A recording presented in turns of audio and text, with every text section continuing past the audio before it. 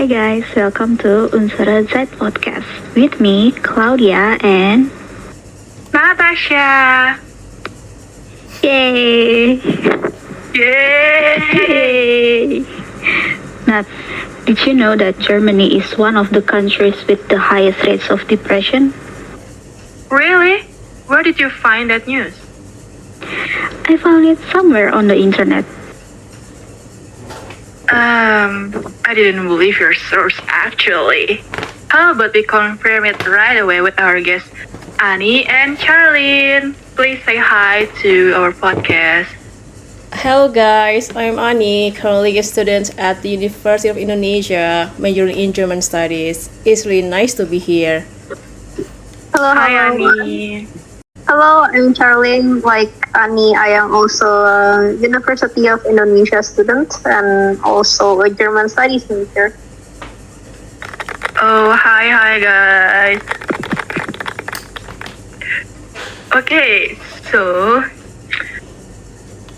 today topic is about depression rate in Germany. Like Claudia just said to me that the case of depression in Germany is one of the highest among EU countries. Is that right? Yes, that is correct. From what I've read and learned, it is mostly caused by the workplace environment. But of course, that is mostly for the adults. For children and teenagers, these cases of depression are usually linked to the education system. But what programs or policy has the German government implemented to reduce depression rates? Good question. So the German government has created some programs to overcome mental health problems, especially among employees in the workplace.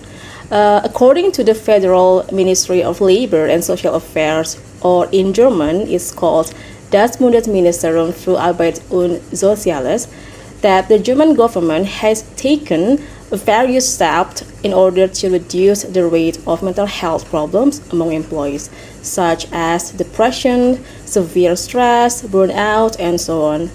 One of the programs is Workplace Health Management or Betriebliche Gesundheitsmanagement or BGM. Through this program, many companies are encouraged to promote mental health through workshops, stress management training, and flexible work policies. The government also offers guidelines and sometimes financial incentives for businesses and companies that invest in employee mental health. Okay, but have they been effective? Yeah, I'm quite positive about this, though it's still in progress and hard to tell exactly based on the exact number of people who are dealing with mental health problems has decreased, stayed stagnant, or even increased at some point. But so far, these programs have increased awareness and reduced some stigma, especially through campaigns that educate and raise public awareness, providing information, hotline support, and discrimination movement. However, the overall effectiveness also depends on how seriously employers and companies implement those policies.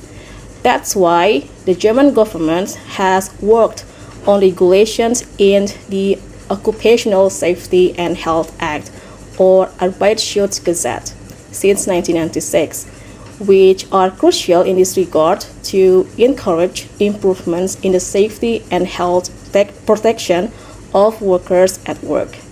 With these regulations, employers must ensure that the potential psychological and physical stresses are identified and reported for each workplace. They must also initiate and implement appropriate measures to protect mental health for each employee. I see. Those are very impressive.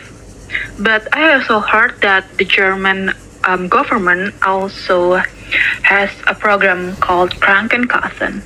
Does that program play any role in this case? Yeah, definitely. I've heard about Krankenkassen. So Germany has a universal healthcare system that enables most employees to access mental health care, including consultations with general practitioners, psychotherapists, and psychiatrists. And Krankenkassen is a public health insurance provider in Germany that is funded by the German healthcare system as a non-profit organization. Krankenkassen also cover the cost of psychotherapy, psychiatric care, medications, and rehabilitation programs. They offer hotlines, counseling, and preventative programs like stress management courses. Employees can get time off work with a doctor's note if they need mental health support.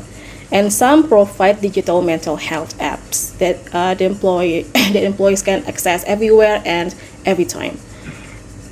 For example, an employee who's dealing with depression can visit their primary care doctor, discuss the symptoms, and receive a referral to mental health specialist, all mostly free at the point of care. But sometimes they may wait a long time for regular sessions unless they opt for an alternative, digital therapy program, which is a newer, faster way so they can talk to the therapist on the screen or like an online therapy. I don't know exactly all the policies and terms and conditions of Krankenkassen, but I found information that it may only approve up to 25 sessions. For instance, CBT or cognitive behavior therapy for depression or severe burnout may need frequent and more regular sessions, more than 25 sessions. However, if the patient needs more treatment, extra costs may be required, and the waiting times for therapy can be long, especially in small cities or rural areas with a limited number of psychotherapists available. Wow, that is such a long explanation. Thank you. But I also heard that in Germany, depression is more common among women like us compared to men. Is it because women tend to be more sensitive? Could you tell us about it? Yeah, actually, regarding that, it is not only the case in Germany. It's like what you said, Claudia. It's pretty much the case globally. Women tend to be more sensitive, and actually, there are like biological factors that play into it. Like, for example, hormonal fluctuation. Like, for example, what we experience during our period that makes us more emotional.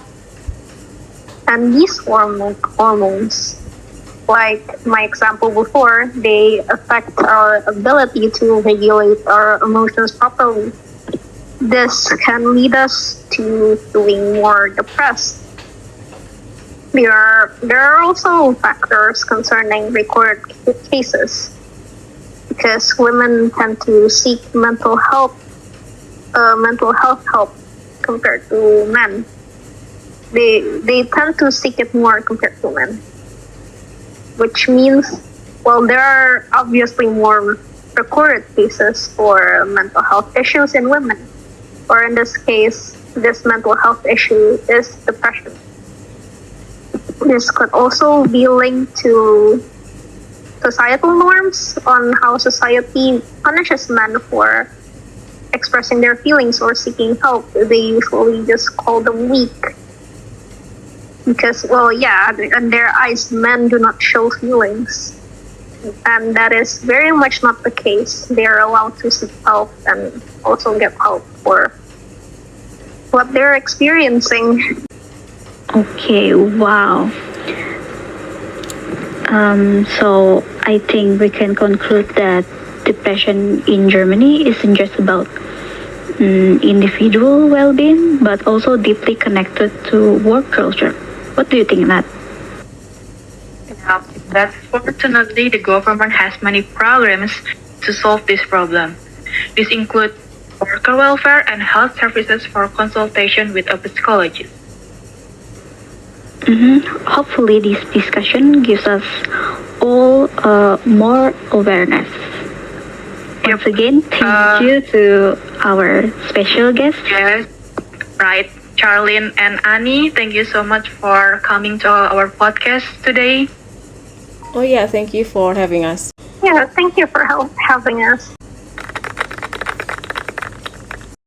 Maybe now we have to close this program. See you guys another episode of Unsere Zeit podcast. Yay! Yay!